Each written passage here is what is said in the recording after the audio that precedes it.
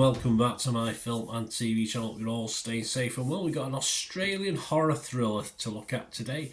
I won't say too much at the moment, but a lot of people like it. Do I? Well, we'll have to find out, won't we? We'll have a look at something called You'll Never Find Me. Please, if you're new to the channel, push that subscribe button, push the bell notifications, everything. Film and TV reviews like this, information vlogs, lots of different things. And if you check out the channel, see stuff on my football team, Manchester City, as well. So if you're not interested yourself, but you know someone who might be, please point them in my direction. I'll be very, very grateful. And if you can give us a like, guys, that'd be fantastic. Right, You'll Never Find Me, 100 Minutes, an Australian horror thriller film directed by Indiana Bell, great name, and Josiah Allen in their directorial debut from a screenplay by Indiana Bell himself. It just says Bell here, but I wanted to say Indiana again. I know it's about an older man named Patrick who listens to the radio alone in his trailer late at night. Caravan, we call it here in the UK. A flashback of a woman outside his car on a rainy day plays out, accompanied by the same music on the radio, the song Sleepwalk. He stares at a vial containing a substance and puts it away. A storm approaches soon after there's a knock at his door. Yes, as there always is, isn't there, when there's a storm outside, which he opens after some hesitation to find a young woman soaking from the rain, no shoes on either, seeking a ride to town. He invites her in, and that's basically the film, all set in a caravan. It's a bit like Father Ted in the old days, but it was raining outside. You had to play games in the caravan. Probably not. Nothing like Father Ted, and if you don't know what Father Ted is, you're wondering what I'm talking about. It stars, well, just two people.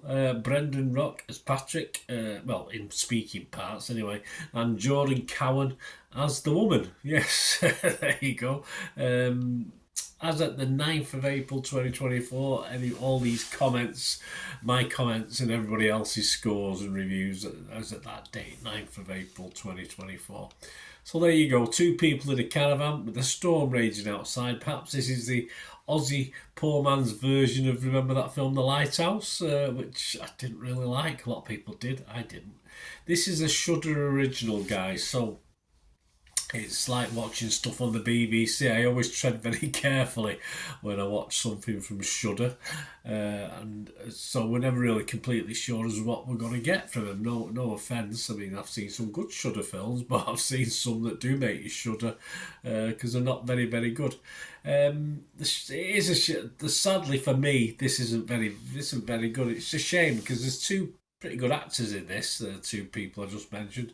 I thought the story, certainly for 2/3 of the way through, was okay. It built a bit of tension, ramped it up a little bit. A bit silly, of course, as you think, well, but you're hoping for a good payoff, because I read some reviews and they said the twist at the end was fantastic, or words to that effect, and not from just Joe Blogs, from people I respect and do critique films all the time. So I was sort of happy enough to watch along for the first hour, put up with some silly little bits and pieces for knowing that it's going to be a great ending. But for me, the last 15-20 minutes was just a bit of a waste of time, and I didn't like it at all. I thought it was just ruined the whole thing.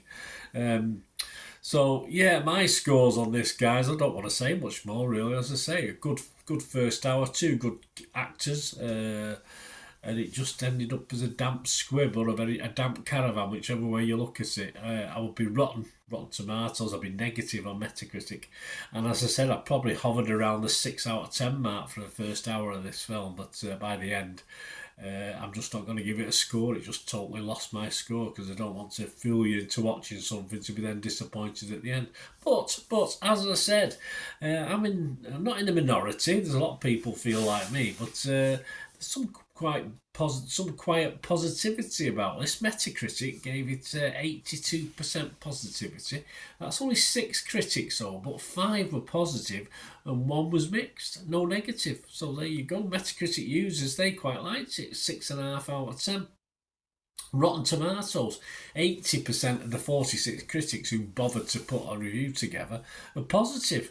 Average rating of 6.9 out of 10. So what do I know? That's 37 fresh and 9 rotten. Consensus, visually and sonically distinctive, You'll Never Find Me heightens its spooky atmosphere and claustrophobic setting with a story that'll keep viewers guessing. Yes, it certainly kept me guessing up to the conclusion of it.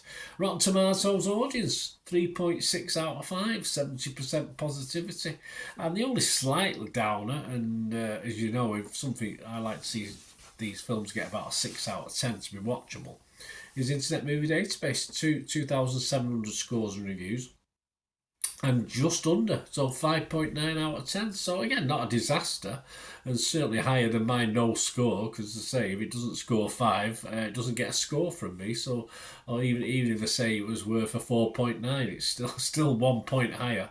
So there you go, guys. Have a watch. Let me know what you think. Is it just me? But I'm sure it's not, because I've seen other people comment on Internet Movie Database. But yeah, honestly, I even went onto Wikipedia afterwards and read what it was all about in case I missed something or I fell asleep. But I didn't miss anything. It was just as it was on screen. Just didn't impress me. Let me know what you think, guys. Great to hear from you. Until we meet again. Well, that's one thing, don't I? Please stay safe, everyone. Keep out of those caravans. Bye for now.